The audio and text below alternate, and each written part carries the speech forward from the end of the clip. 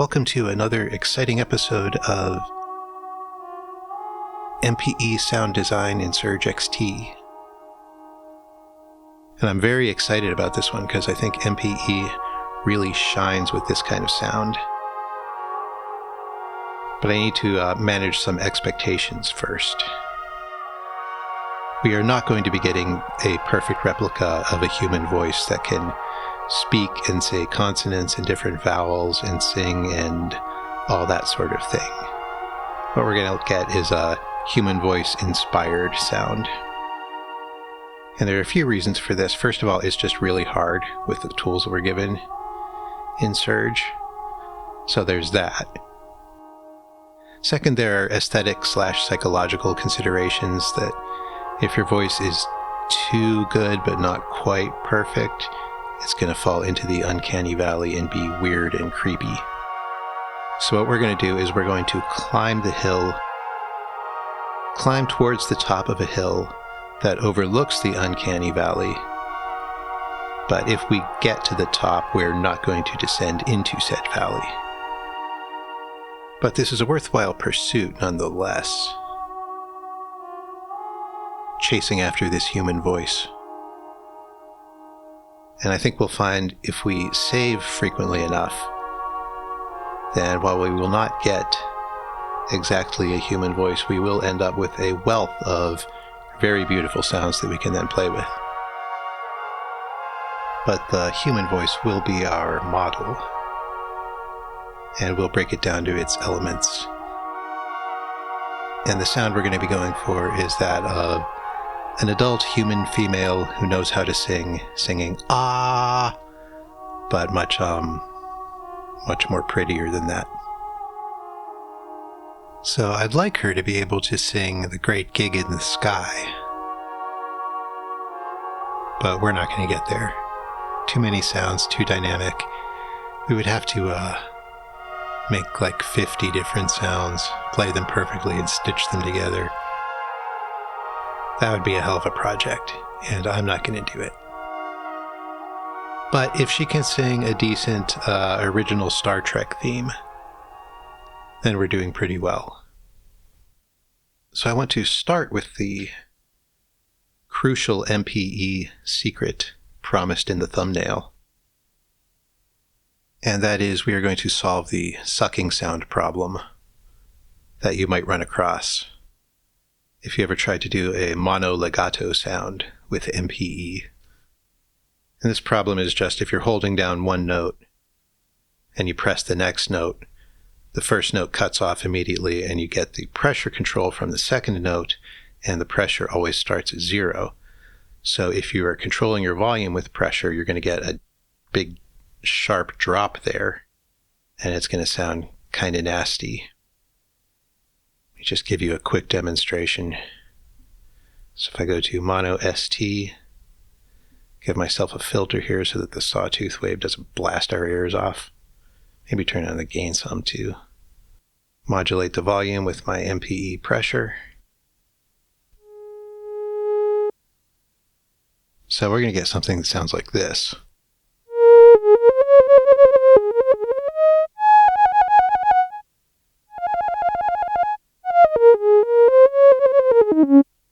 And it sounds pretty weak and dissatisfying, and I don't like it. Now, some synths, and I would like to think every synth, has a way to combat this problem. And some are more obvious than others. In Surge, it is pretty obscure. What we want here is a lag, or a slew limiter, and we want to slow down the pressure signal when we move from one note to another. So we want to smooth out that change between the whatever pressure we had and the 0. And ideally we could set this lag so that it does not smooth the other direction. When I just press the note suddenly, I want it to appear at the full pressure right away. Now, none of our modulators down here will actually do that for us. Not directly. But there is a secret one, and here's how we get the secret one. This is your if you remember one thing from this video moment. So I'm going to go up to my presets. I've got my factory patches, my third-party patches, my user patches, and guess what? There are more over here. Under the functions, we have tutorials. And we want the formula modulator, number 12, slew limiter. And this is going to be weird. It's going to sound like this. Because what it's doing is it's taking this square wave LFO and it's applying this slew limiter, this lag to it, so that it becomes more like a sine wave.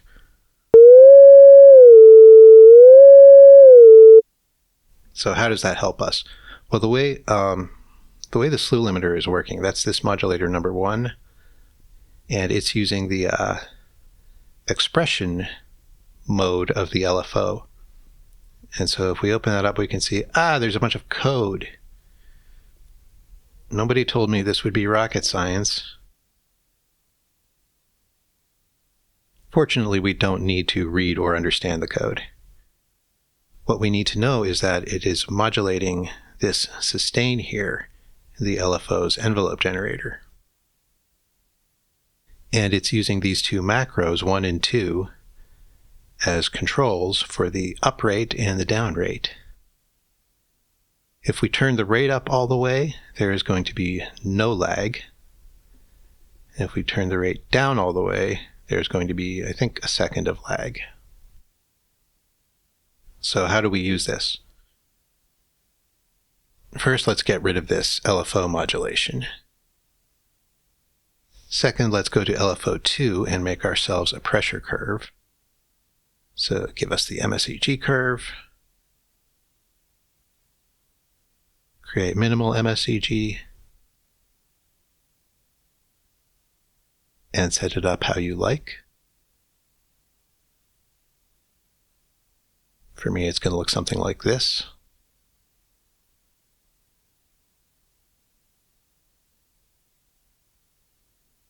Disable the rate. Modulate the phase with MPE pressure at 99%. Go back in here and make sure I turned off this loop mode. We don't want this to loop. Rename this pressure curve. And we go back to form 1, point 1. I'm going to rename that. That's just going to be pressure. And I'm going to go modulate the sustain using the pressure curve we just made.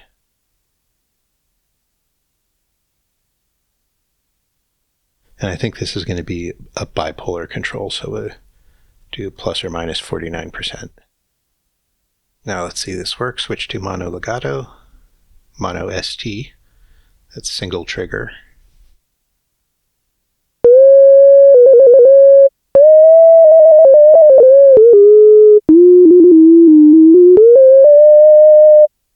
I've still got a modulation on the pitch because the sustain was modulating the pitch to give us that wee wee wee. So let's not do that.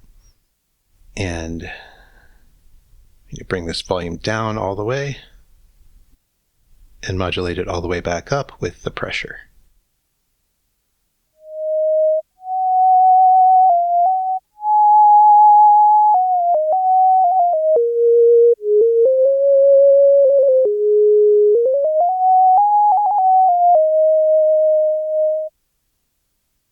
Now this slew limiter is not the perfect solution to the problem because it does take away some of your control over how quickly you can let up on the pressure. It'll kind of slow down your tremolos. It's not terrible though. And in most cases it's going to work fine.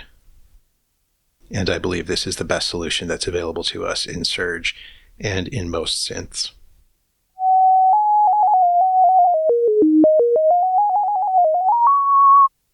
But if you find your pressure is dropping too slowly,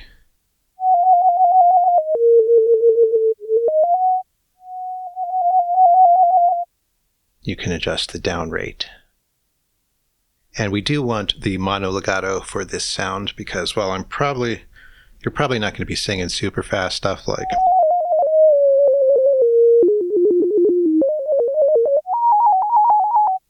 You're probably not going to be doing that with a human voice. But the human voice is a mono legato sound.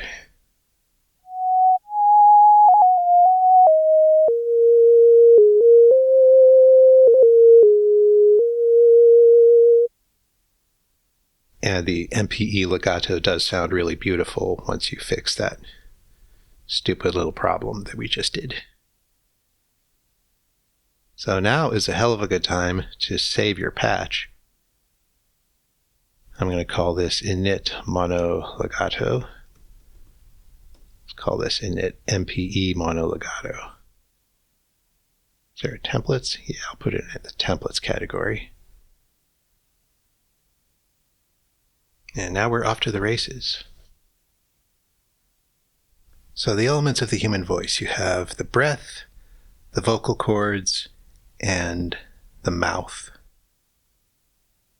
And we're going to start with the mouth because it's a little tricky to set up, but it is nonetheless kind of the easiest thing, at least the way we're going to do it. And then it'll give that ah vowel sound that we want to whatever we feed through it.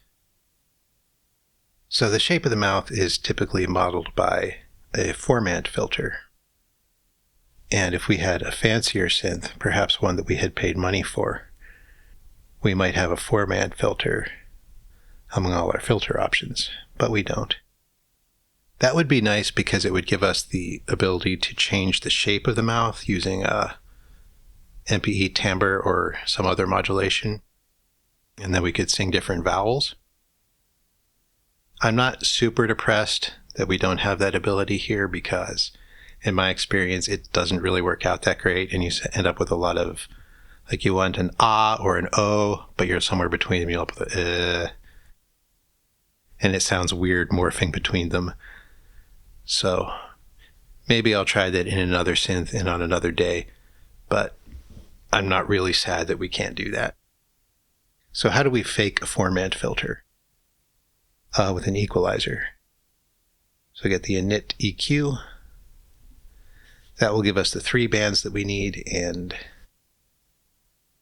that will do a pretty good job for us. So the way that the Formant works, it does not track the pitch. Your mouth is not vibrating at the same frequency as your vocal cords. Instead, it's going to shape the sound coming from your vocal cords with a constant pitch, a constant set of frequencies for each vowel.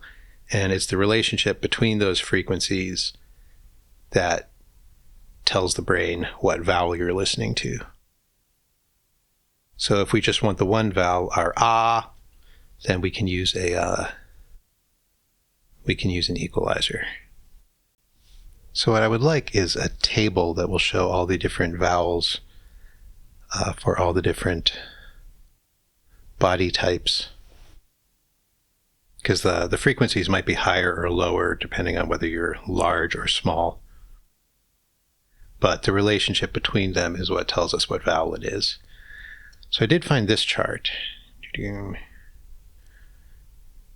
I will link in the description. And I think what I want here is the alto A. I think that means ah and not A or ah. But hey, if it works, we should be able to tell, right? So I'm going to use these first 3 frequencies, 800, 1150, and 2800. And I'm just going to plug them in to my equalizer. What was the third one? 2800? Yes, 2800. And usually the lowest one is the loudest, and they get quieter. The bandwidth is an important control. I think we want a bandwidth around 1 octave. This was a little harder to find information on, so we'll adjust it if it's not sounding right. Okay, I wasn't able to do this on the fly, because the chart gives the bandwidth in hertz and our EQ wants octaves for the bandwidth. So I went back and did some math. So here are the proper values for these parameters, along with the amplitude, which I honestly just did not notice was in the chart. So if you plug in these values here to your equalizer, you should get better results than I did. So in theory, that's our mouth singing ah.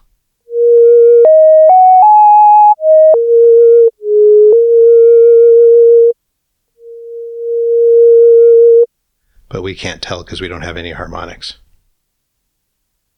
So let's switch from the sine to the modern square in our oscillator and give it some width. Turn down that. Oh, I lost my filter. That's the problem.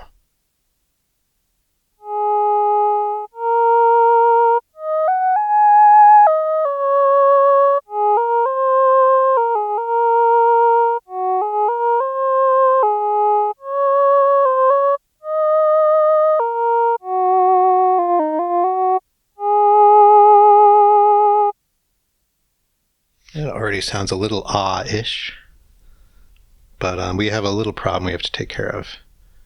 So if I go up, say, here, and slide down, we come to an extremely resonant note.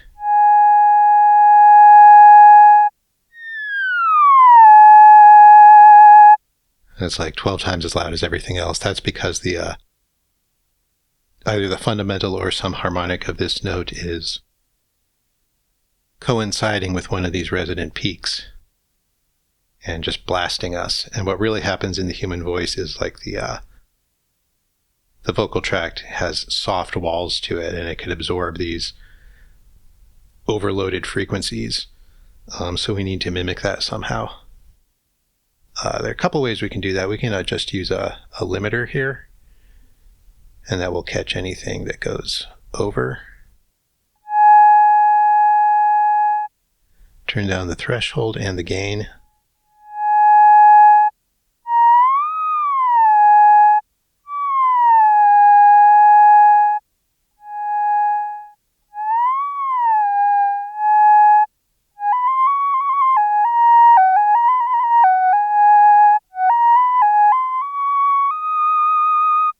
So that's one way to do it.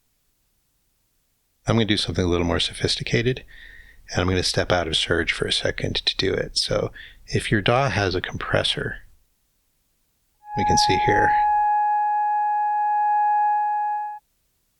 this is right about that 800 hertz where we put the peak, so that makes sense. If your DAW has a compressor, we can drop that in there.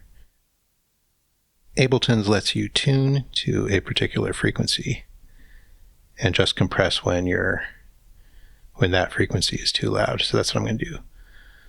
So we used 800. I'm going to use 3 of them.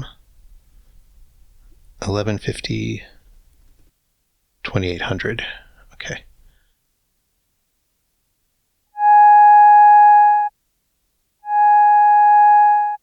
And I'm going to turn off that limiter because I don't want to use the limiter.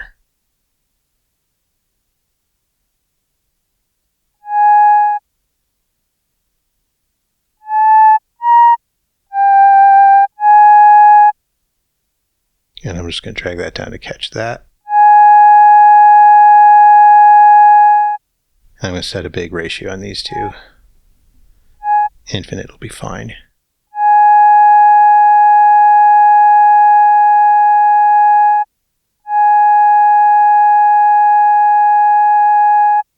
So that'll level out our sound a little.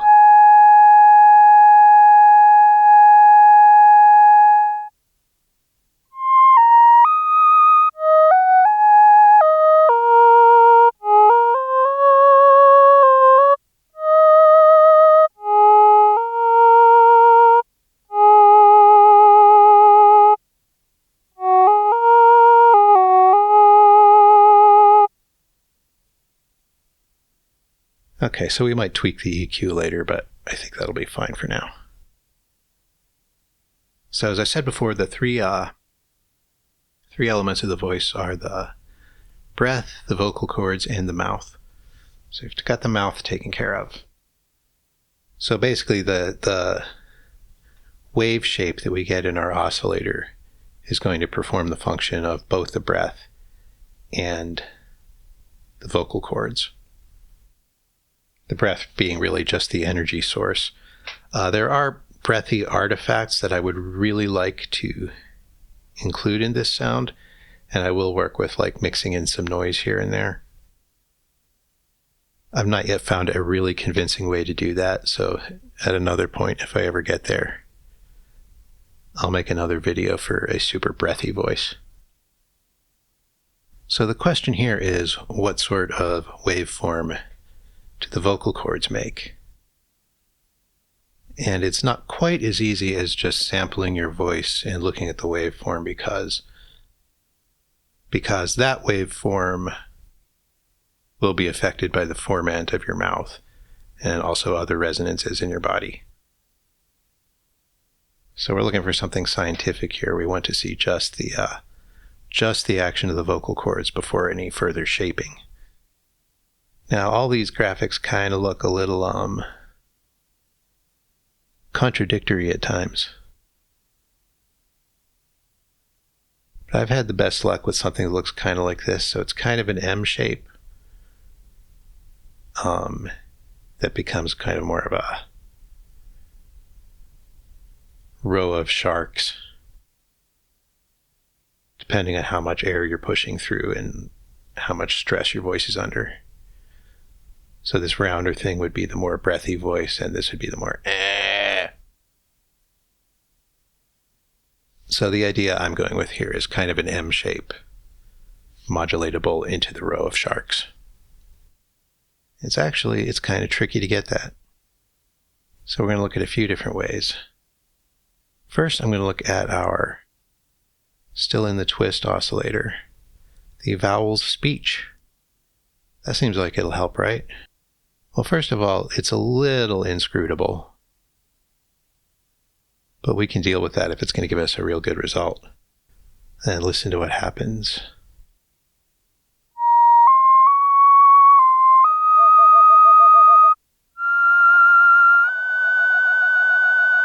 This oscillator is aliasing like crazy. You might be okay with that. I'm not. This is not suitable for my purposes here. I want a more professional sound than that. It says in the Surge XT manual that you will never hear aliasing out of Surge, and that is just not true. And I don't think they're being dishonest. I think it's just a case of that part of the manual got written before some things were added. So first of all, the twist oscillator comes from Immutable Instruments braids, I think. And that was probably a later addition. And there's also the alias oscillator, which does in fact alias. So I do think the anti-aliasing in Surge is very good most of the time when you're using the other oscillators, but on a couple of these, it's just not good at all. And so I cannot use this twist here. So another thing I tried was FM. And FM I found unsuitable because it's all based on the sine wave, and what we really need is kind of a rectified sine wave. So we need this bump to be above the line to give us that M shape. So the FM sounds are not going to sound super voice-like, but I do want to spend a little bit of time with them because they seem to me to be pretty good for getting a little bit of a voice-like, but also a very delicate and human kind of imperfect sound.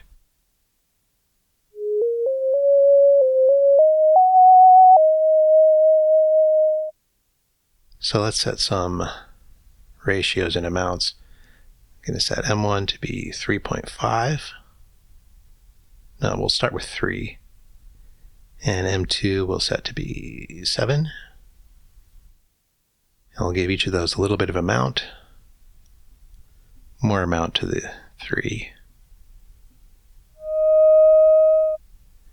And I'll use MPE timbre to bring up these amounts some more.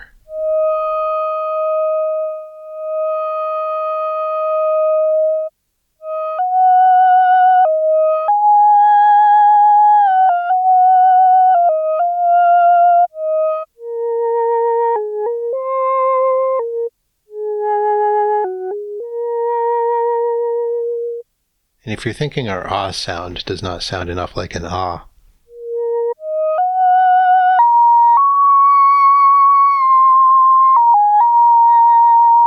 you are correct.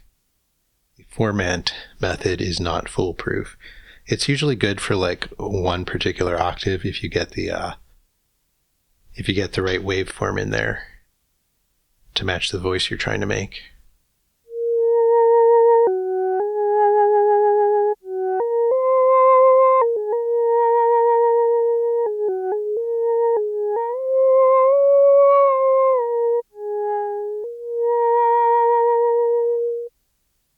And we can give this a little bit of feedback too, a little negative feedback maybe.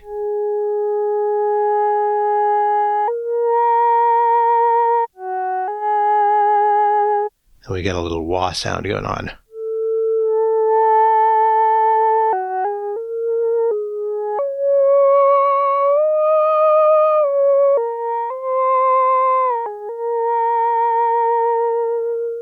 And the vibrato, I mean, I might be overdoing the vibrato, but the vibrato does really help make it sound human.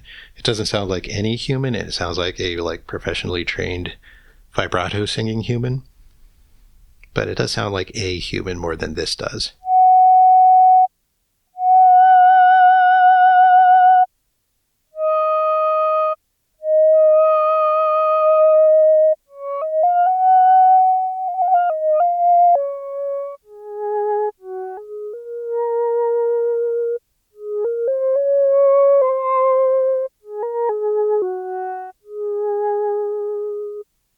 Let's give ourselves some reverb just to sound a little prettier.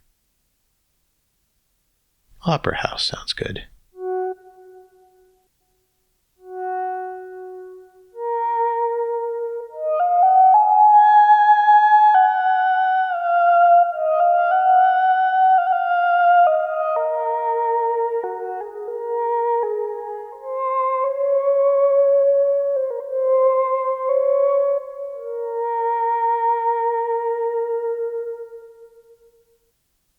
The other problem with the with FM is it's very likely to slip into sounding like a flute.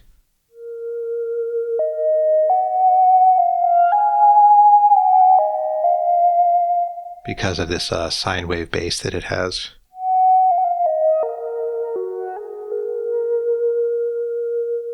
But you can also, I hope you can also hear how pretty this sound actually is, even if it isn't exactly what we're ultimately after.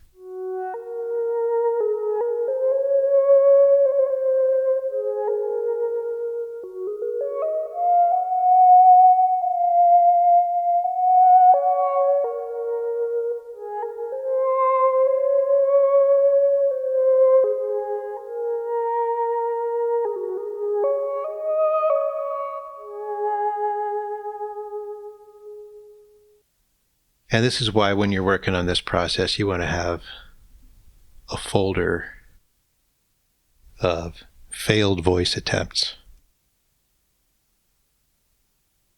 Call it what you like, but you don't want to have to think of a name, you want just a number to go in there. Then you can go back through them later and sort them out. Because that is really why I'm focusing on the voice here, is because the process of doing so gives me so many happy accidents along the way. And even if they're not really quite the voice that I want, they are often quite beautiful.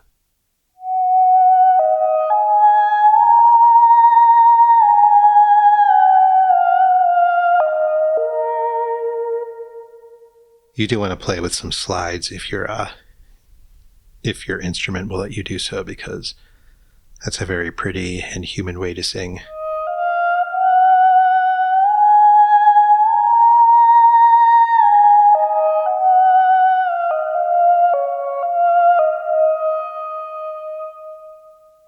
What we will find with these is most of them, as they get more human than this, they're usually only good in about a human range of, 1 or 2 octaves. They're not going to be good for a 7-octave keyboard. They're not going to sound like a voice anymore when you're outside the sweet spot.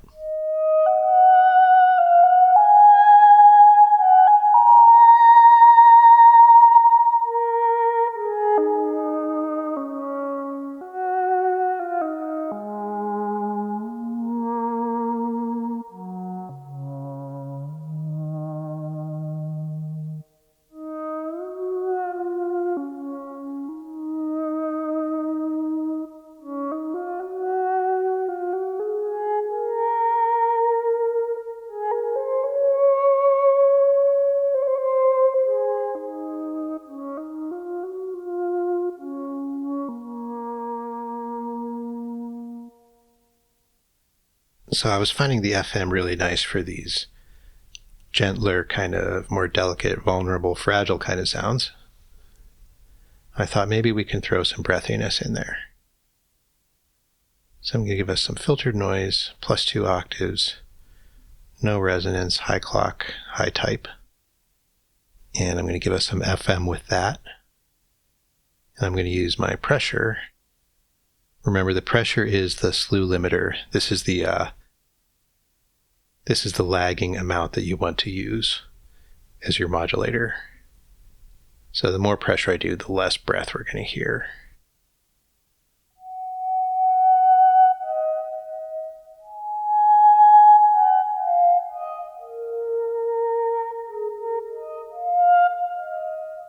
Turn off the key tracking for this and give us some more depth because I can't hear it yet.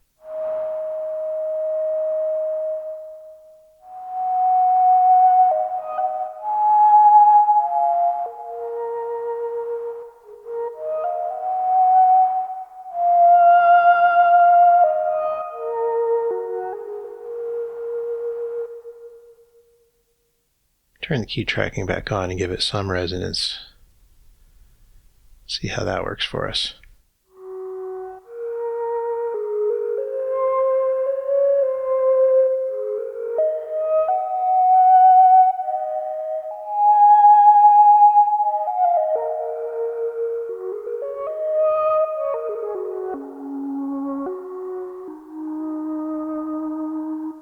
The problem really is that noise does not quite sound like breath. I would use this technique for a flute. I don't think it's working great for a voice.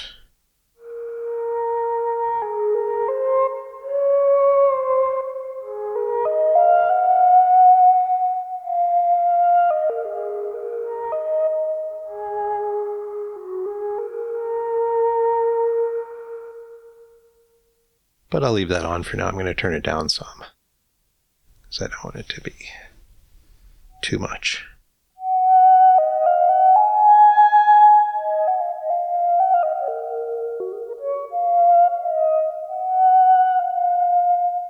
Maybe at a low enough volume it does add kind of a nice character, but it's very subtle.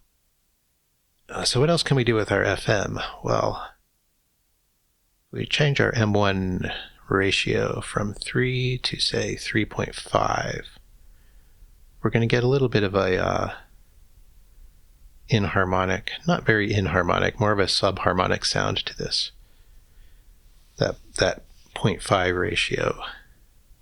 Even if it's 3.5, it's going to give you some subharmonics.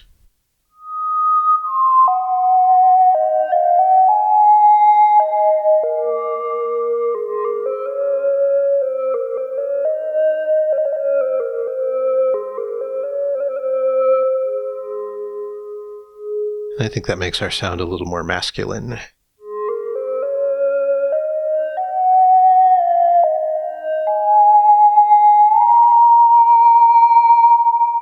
Which of course is not my goal for today, but I want to know how to do it.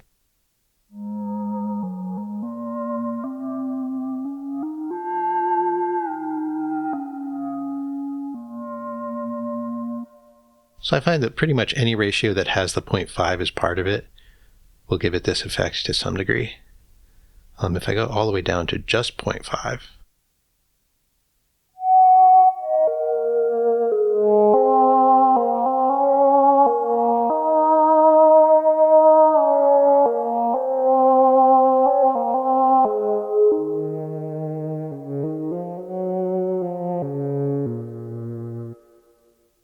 0.25 works as well.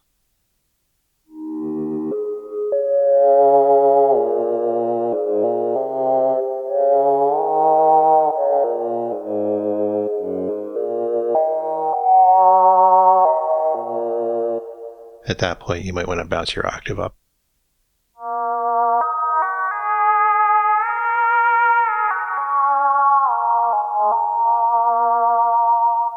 As I get more and more amount, you can hear it get a little more inharmonic.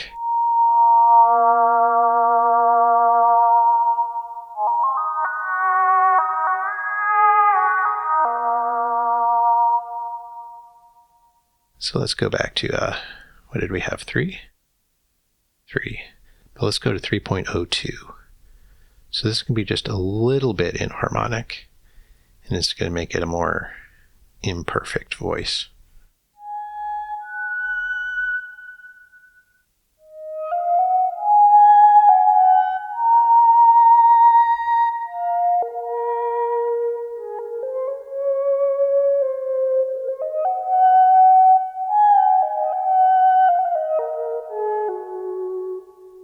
You probably don't want to modulate the ratio. And if you do, you don't want to modulate it very much.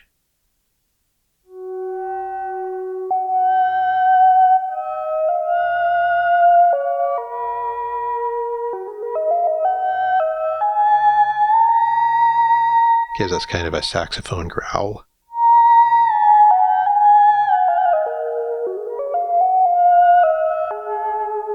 There are, by the way, numerous really good woodwind sounds that you can get out of the FM in our current setup just by playing with these ratios.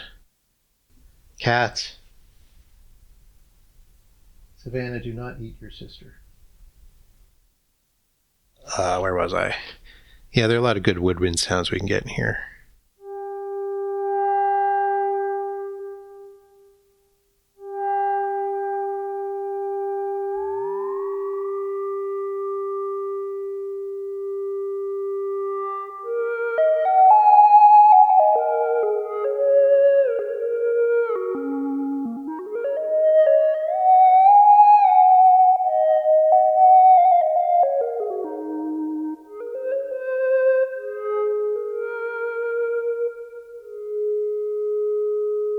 Pretty much at any even numbered ratio, at every whole number ratio or close to it, you're going to get a nice woodwind.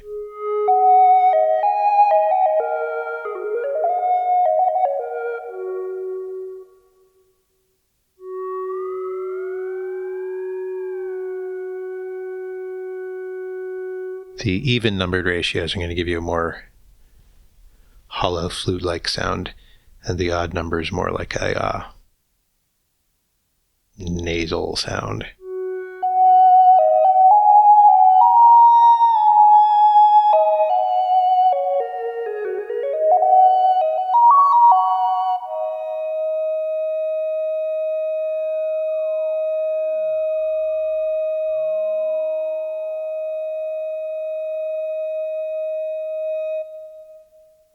You can be slightly off of the perfect number ratio for a little bit of inharmonics, and you can always bring all these effects up with the amount.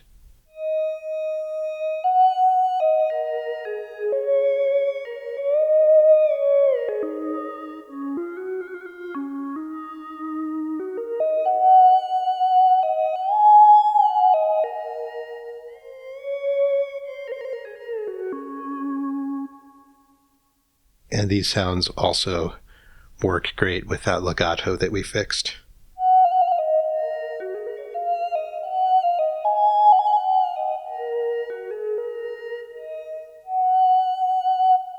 But I'm not going to spend the rest of this video trying to perfect different sounds that aren't the one we're going for. So yeah, I like some of these results from the FM. I like some of them a lot, but they're not quite voice-like enough for me. So we're going to look at some other options. One of them is the Sine Oscillator. And the cool thing about the Sine Oscillator is we have lots of different shapes. Now, unfortunately, we cannot morph between these shapes, which would be very handy. But a lot of them are going to get us pretty close to that sound that we want.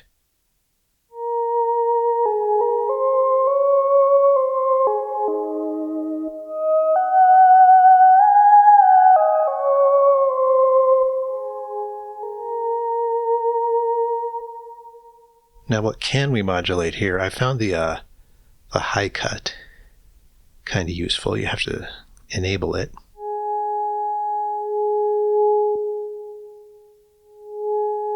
Sorry, it's the low cut that I meant. You can even enable them both.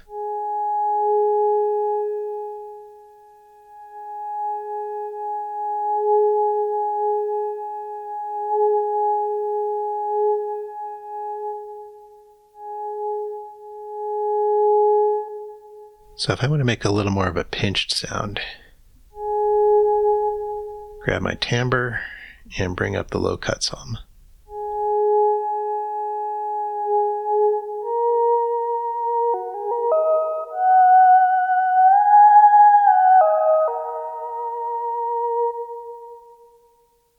And we can do some more with this.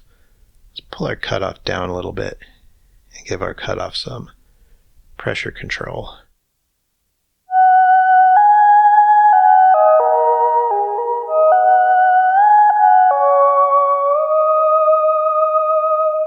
It's still basically a sine wave shape here, so you're not going to get a huge amount of harmonics, but we can get a little more. We can, let's use the timbre to bring up the level of our Waveshaper. And let's set our Waveshaper to something, one of these harmonics. 1 + 3. We'll try that one.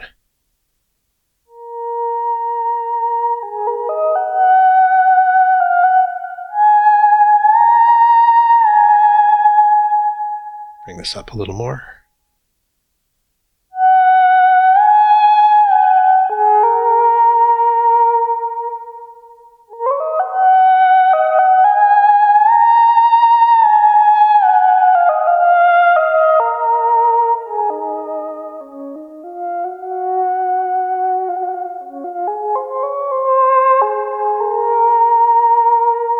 So I've got a little more of a dynamic sound there. Let's try some more of these wave shapes.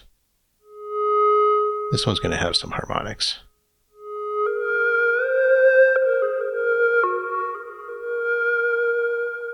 But it is sounding a little hollow to me, more flute-like. But I can fix that, I think. I can change this feedback.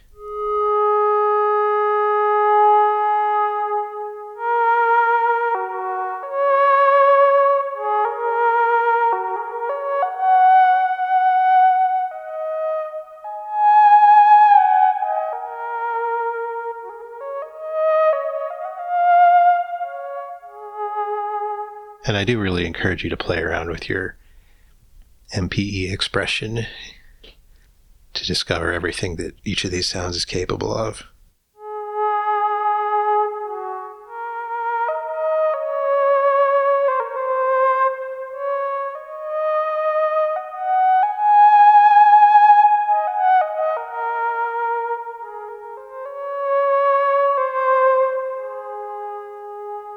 This one's sounding a little brassy. I'm going to turn off my feedback here and get to the next shape. I'm not going to do all the shapes, don't worry. I was finding some pretty good ones. This one looks a lot like one of those pictures that we saw, so maybe it'll help us.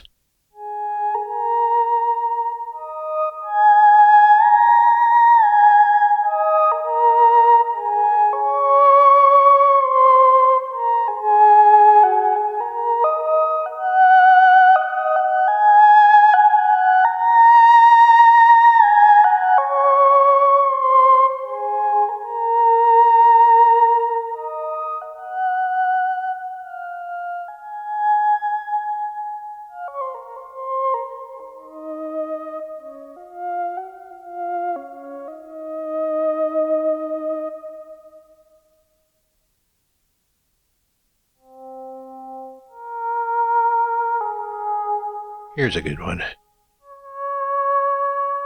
26.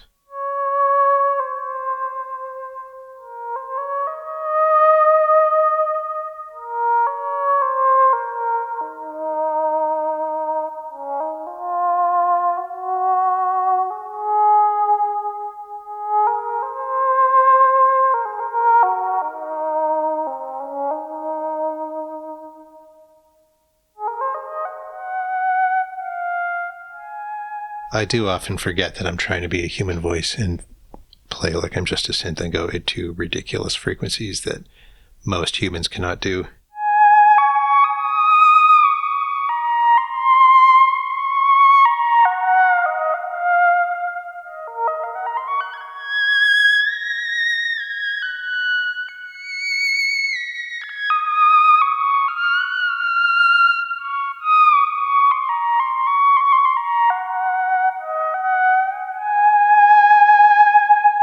But that's okay because it is a synthesizer.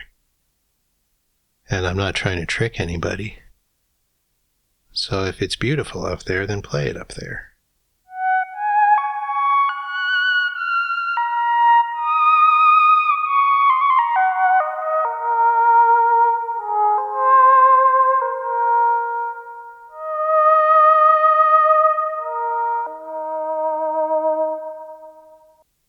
But we are definitely getting more of that ah sound down here.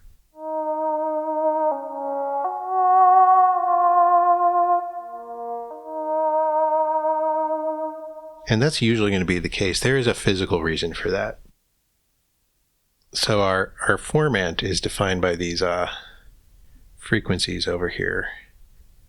And the lowest of those frequencies is 800 hertz. So if you're singing higher than 800 hertz, what's going to happen is it's going to be less distinguishable what your vowels are.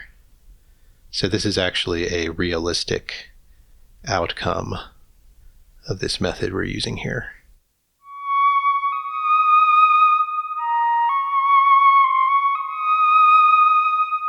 That our higher notes sound less like the vowel we're trying to make.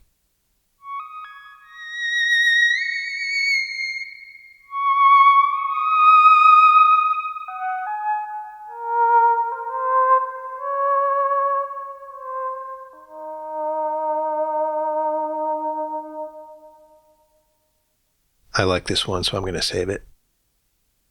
Okay, so what is our best option going to be to get these vocal wave shapes that we want? It's probably going to be a wavetable. Because with a wavetable, we can just pick that exact shape that we want, except it's not in the synthesizer. Or it might be, because we do have a lot of wavetables to choose from. I'm not going to go through all these. Actually, I kind of did preparing for this video, but I'm certainly not going to do it during the video. Some are better than others. Sine inverse power HQ. That one's pretty good. So here we would use the morph to get our different shapes. And we can do this. We do have a formant control, which is not really the same thing as the formant we're using to do the mouth. But it does shape the waveform in interesting and useful ways. Skew horizontal is also helpful, and so is skew vertical. What's going to be most helpful is the morph if we already have the perfect vocal wave shape in here. I do have another video on making wavetables for Surge using a tool, using Vital to make the wavetable. Vital being another free synth, which is why that was the choice. So if you want to get into that, you can just build. You can just build the ideal vocal waveforms. And I will probably do that at some point, but that's not going to be I'll probably do that for the Serum version of this same tutorial. Because with Serum, I can just do it right there in the synth. So I'm going to bring the morph down to here, bring the format all the way down.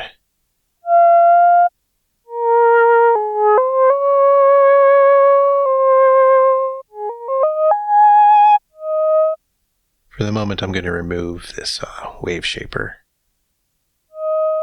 I'm actually just going to turn it off.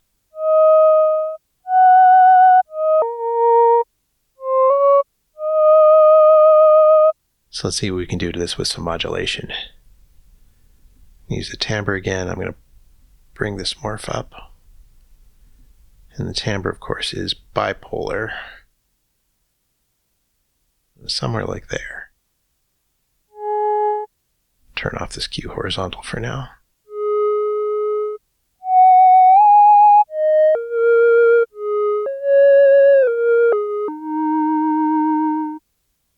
Very siney at the moment. Still, so I'm going to use some more morph with the timbre. And also some skew horizontal.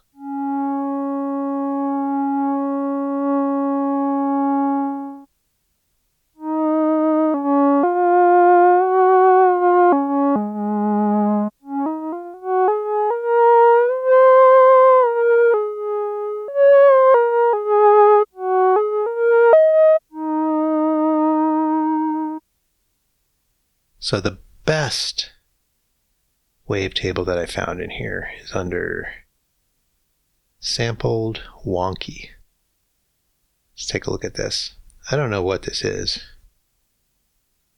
What this is sampled from. I don't know who Wonky is. Maybe Wonky is actually a person and they sampled his voice or her voice. And I really do not like I don't like the concept of having to browse through a bunch of presets in order to synthesize something. So that's why I typically, if I'm going to use wavetables in Surge, I will usually make those wavetables in Serum. But I think this one's going to help us. It's going to be nice.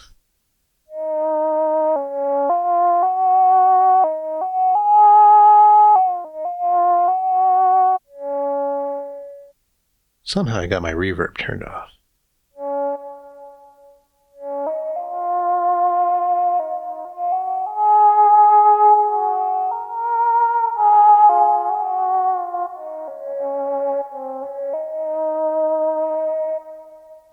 So we do want to find the best part of the wavetable to use. So I'm going to turn off the timbre morph right now and just do this by hand.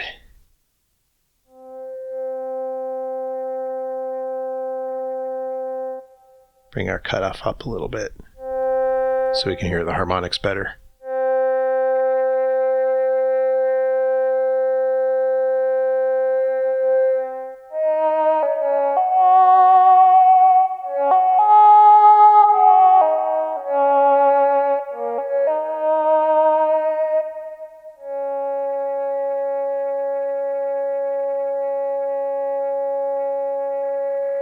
I think the more interesting things are happening more towards the start of the wavetable.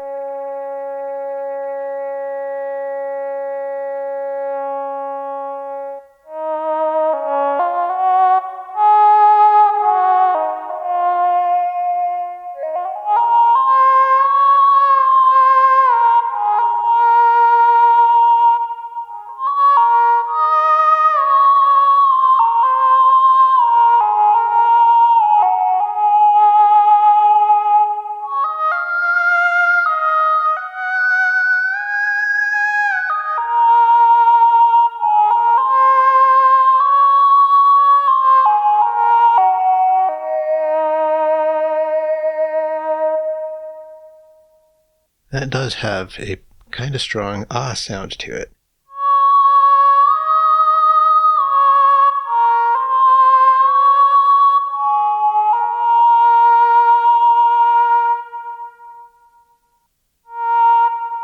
Maybe a little more masculine than I was after.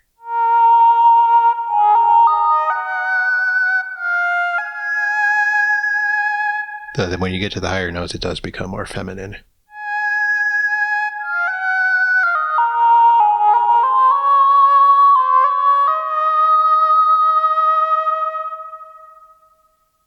Let's do some more modulations. Let's give it so we have this saturate, which is just gonna boost the signal. Let's give ourselves some pressure control over that.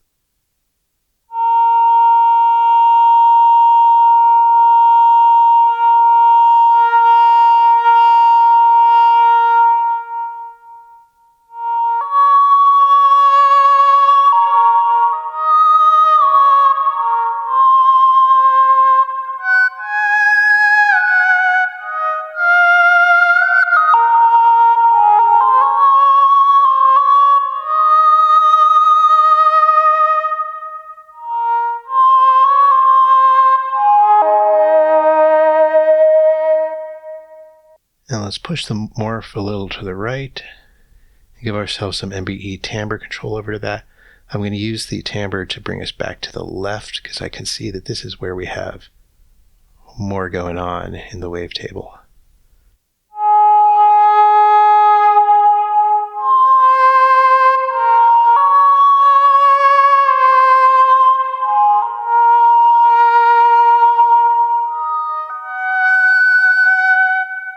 We also have some discontinuity in this wavetable. I think this looks like a plucked sound to me. So this was the sound of the pick here, or whatever exciter they used, and it decays to this more triangular kind of shape with fewer harmonics.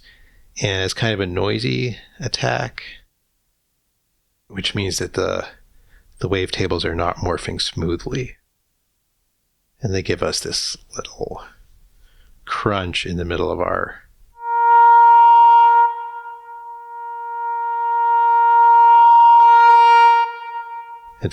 morph that I would prefer not to have.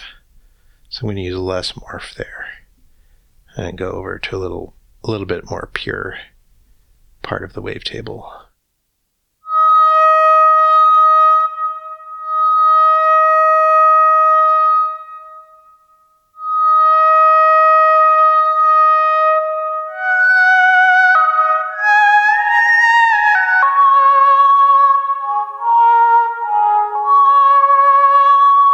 Now the crunch is not terrible here.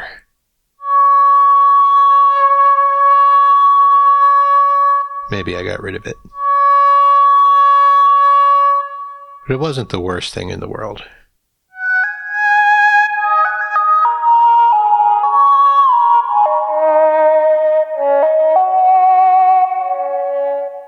I'm getting some very loud notes. I just want to check to make sure my compressor is still doing what it's supposed to.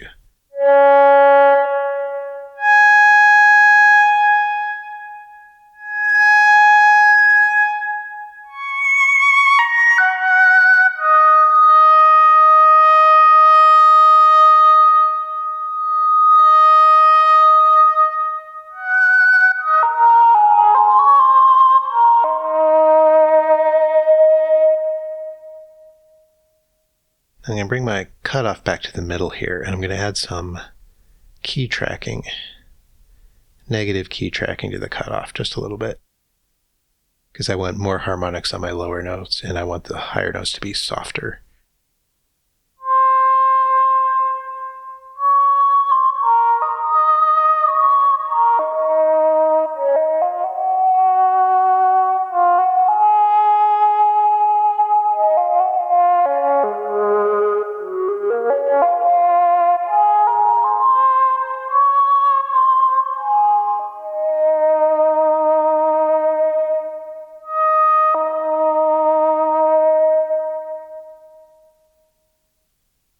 I'm going to remove my modulation from the skew horizontal and try that manually.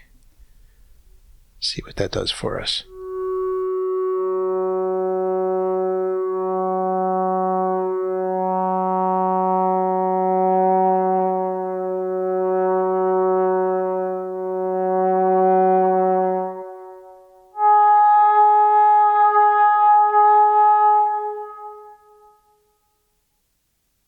Okay, so I want it skewed over here, I think.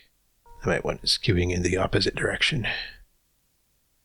I'm going to move the whole thing back to the middle some.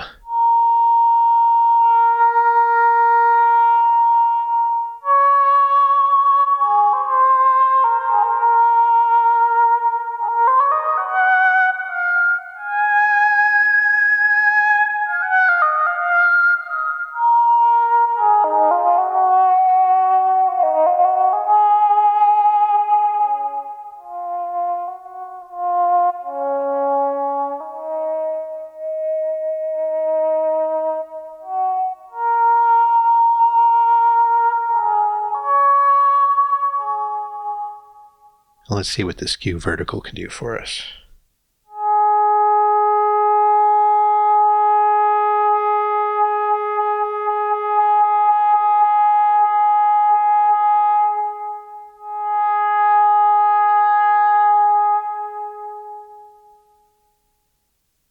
Going to do a huge modulation on that.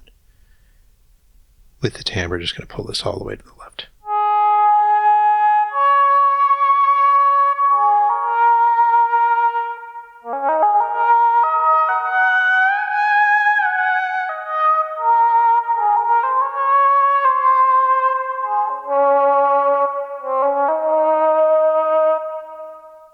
I'm not loving our reverb here. I'm going to give it more size, see if that helps.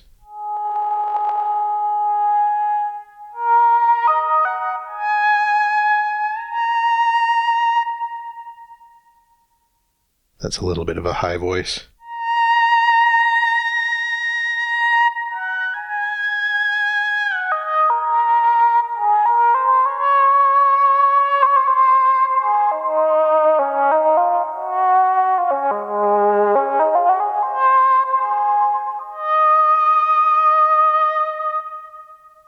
I might have more saturation than I want, so I'm going to turn that down.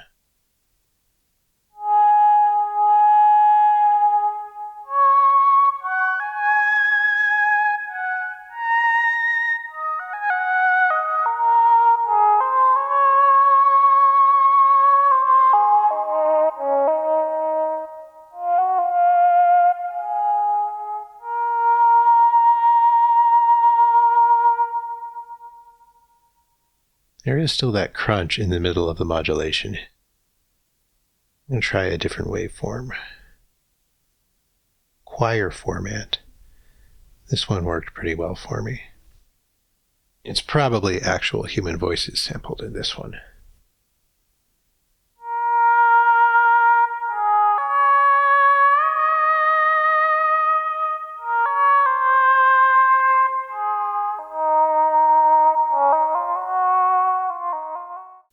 Now, we've been in this video for, I don't know what, 40 minutes, an hour already? We're nearing the end. I've been doing this video for the last 2 weeks. You can kind of lose perspective, lose sight of the mental image of the sound that you're trying to make. I think that's happened to me a little bit here, so I took a step away to reset. Think about it. And this voice is too harsh for me.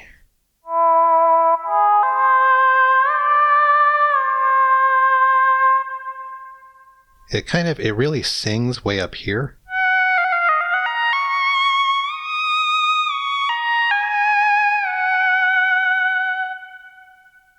But in kind of the more mid-range where I want to play it,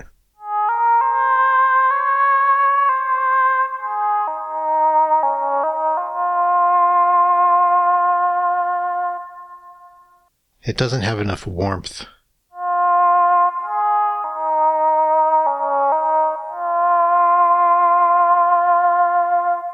It sounds like it's going through a high-pass filter, actually, which it isn't.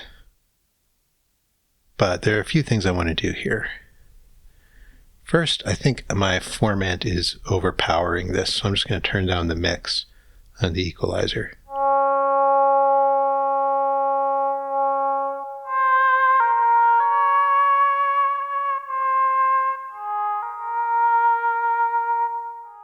Second, I'm going to reset all my modulations from the MPE timbre.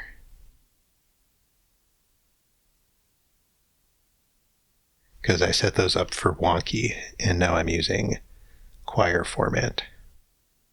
So first I'm going to step through one by one and reset these modulations.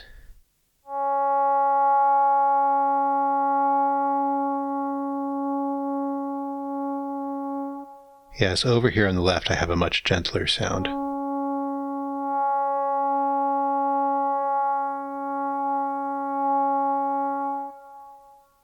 So I'm going to set my timbre to get me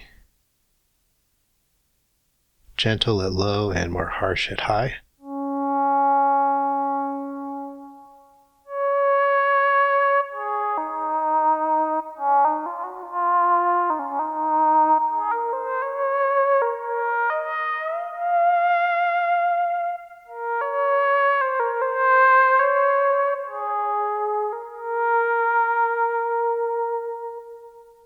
Now Now let's see what the skew vertical is going to do for us.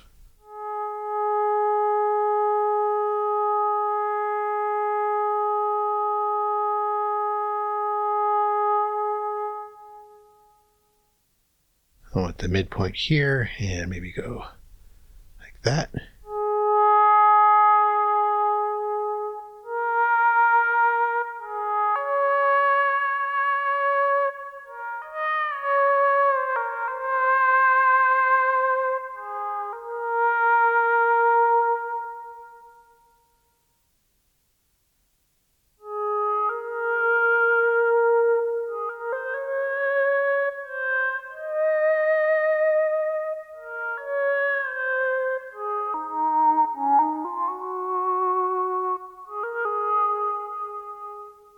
So now I think I have a much more pleasant sound.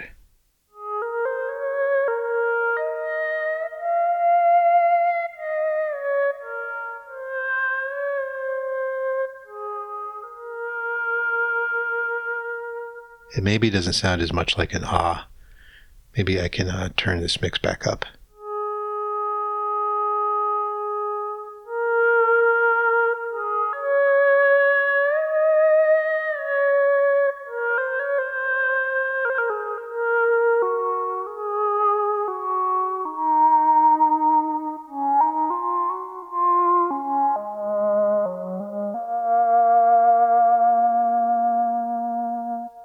I want to optimize for this octave here.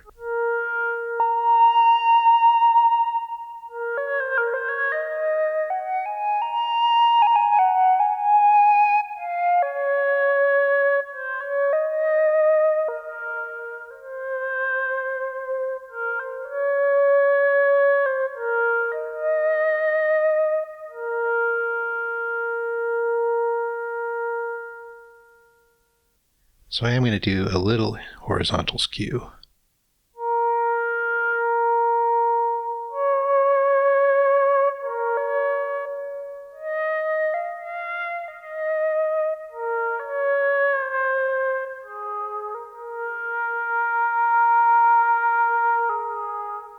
Now I'm going to see if I can get anything useful out of this Formant slider.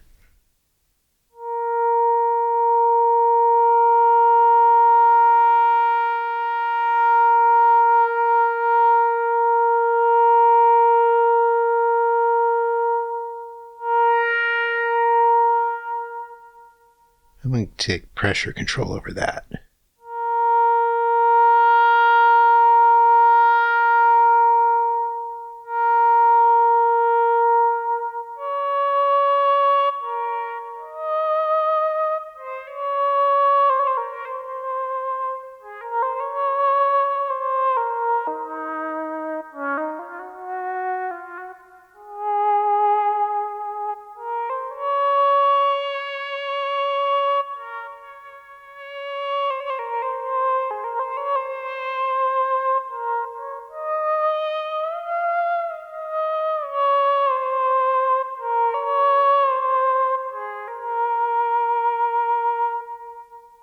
So right now I'm getting a much more ah-like sound at the bottom of my timbre control.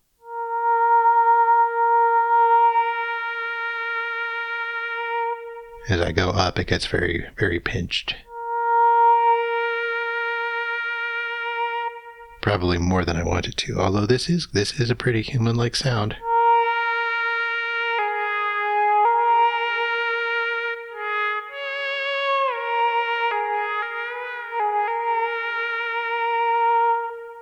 A little like a baby crying, maybe. Not the most pleasant thing. It might be the horizontal skew.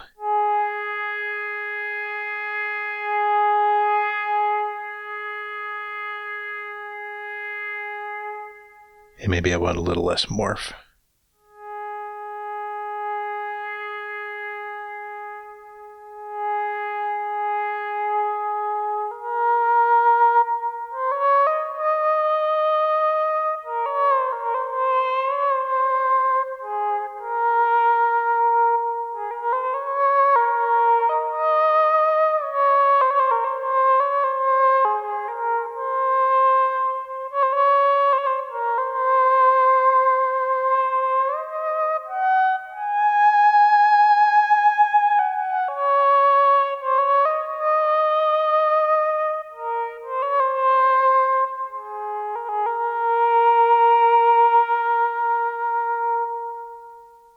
And now we're getting very close to the sound that I want, I think.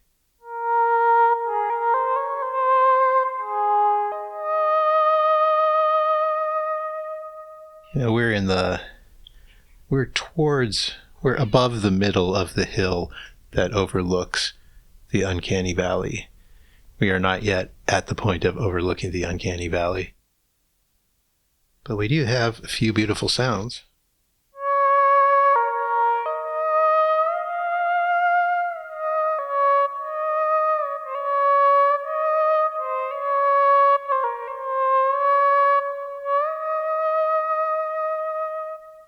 My cat is going to turn off my sound.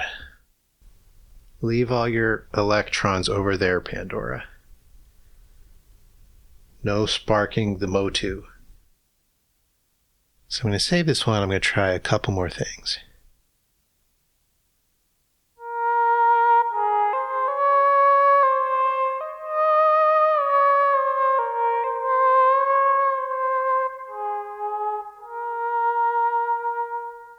Because we're using the Wavetable oscillator, we have no inharmonics in this sound.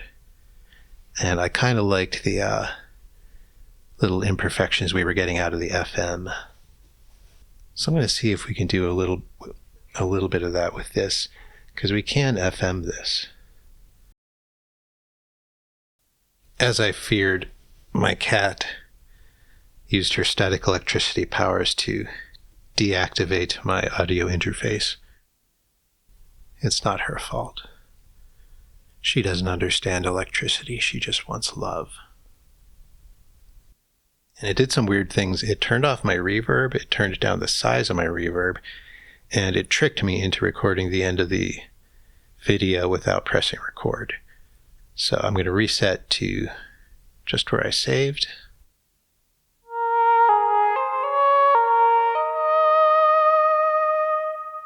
And we're going to add some more human elements. I'm going to switch my FM mode to 2 and 3 are both individually modulating oscillator 1. And I really like some of those inharmonics, imperfections, growliness that we introduced with the when we were using the FM oscillator. So I'm going to try to do some of that here using the FM routing. So I'm probably just going to use the sine wave, but I'll use the FM3 oscillator just in case I want to make it a little more complex.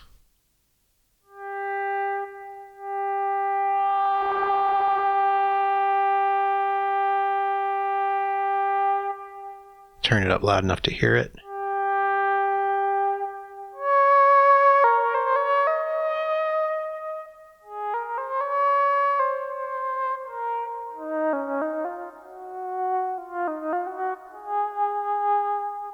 I want to be able to get some very delicate things in here. A very fragile, vulnerable human voice.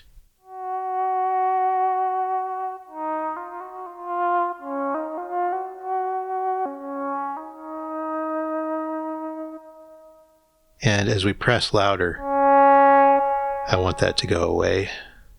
So I'm going to modulate the FM further. So we'll just have a cleaner tone as we get louder.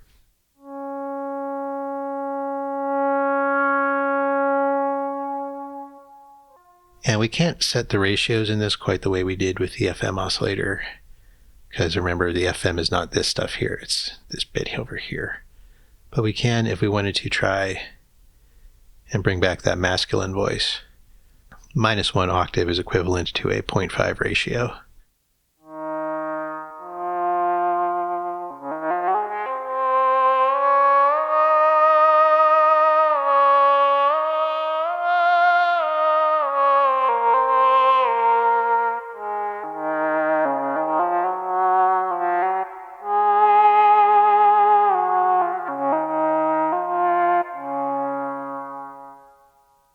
And 0 octaves plus 6 semitones should be equivalent to a 1.5 ratio.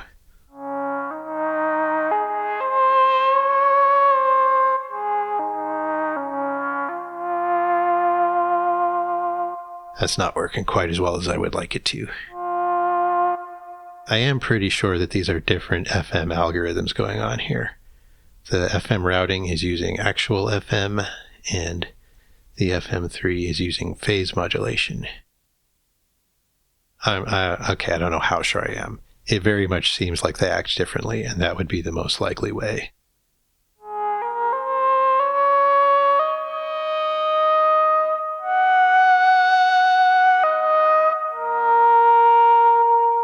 So with this set up this way, with the pressure controlling the FM amount, I kind of have to push through a growlier bit to get to a cleaner tone.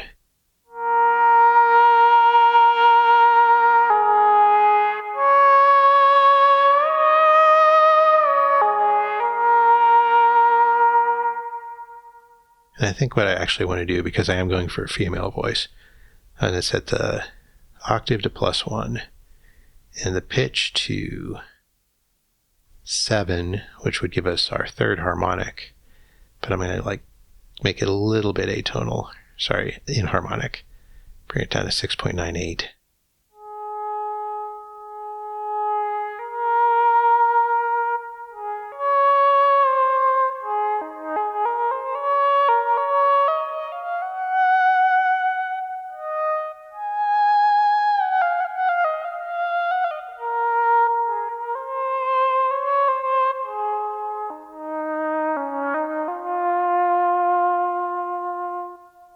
Just a couple more humanizing touches.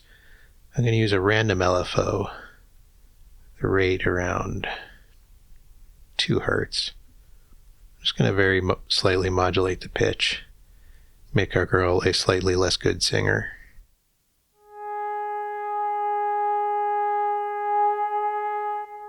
And use a different random LFO, slightly faster, I think, to slightly modulate the gain so she can't hold it perfectly even the whole time.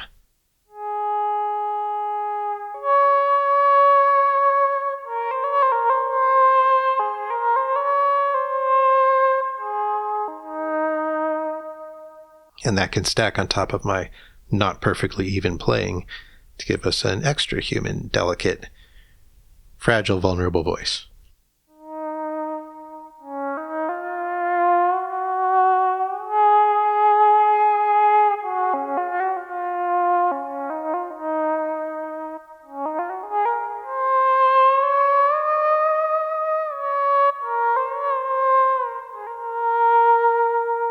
Now you want to be careful that your FMing doesn't take away too much of the voice sound you had previously come up with, so just go back and check.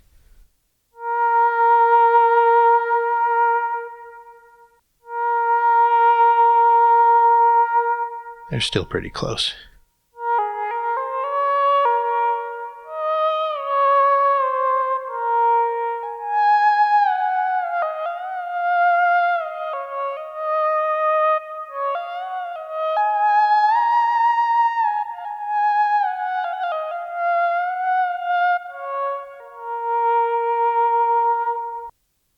If you can play the theme from the original Star Trek, then you have accomplished a pretty good adult female ah sound.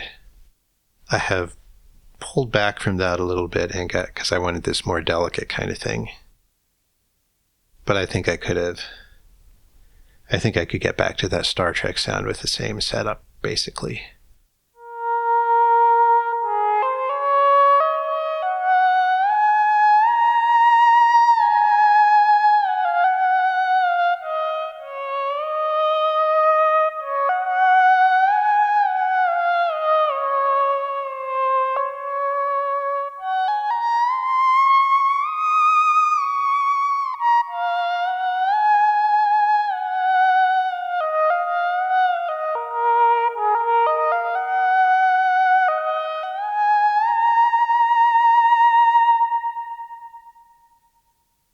So now we have a sound that is not going to trick anybody. We've kind of climbed up the hill, not made it all the way to the top of the hill over which we can overlook the uncanny valley. We can do better if we want to spend days and weeks and months plowing through all the different wavetables, maybe making our own wavetables, and continuing to refine these.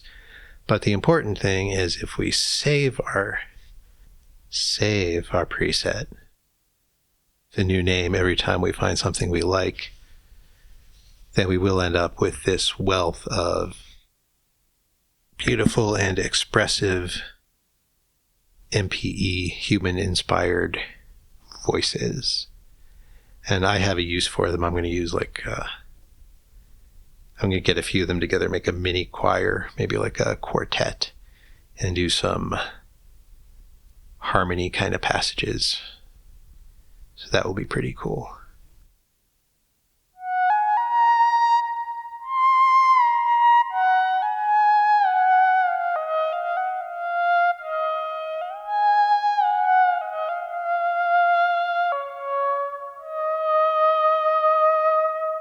And the sound we ended up with is maybe not the most convincing of the ones we ran across, but it is the one that I like the best. And that's the one that I think I'm going to make the most use of. So I'm happy with today. It was a long day. I hope you're doing well, and I'll see you next time.